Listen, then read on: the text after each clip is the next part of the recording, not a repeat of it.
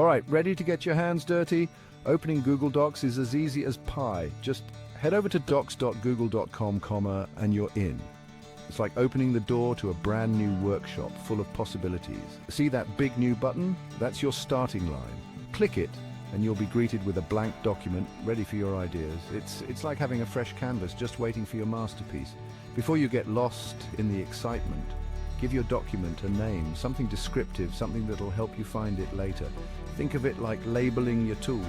Keeps everything organized. There you have it, your first Google Docs document is ready. Let's move on to some fun stuff, shall we? Now, starting from scratch can be fun, but sometimes you need a little head start. That's where templates come in. They're like pre-built houses, just waiting for your personal touch. Google Docs offers a whole library of templates, from resumes to newsletters, meeting notes to project proposals. It's like having a whole design team at your fingertips. Just pick the template that fits your needs and you're halfway there.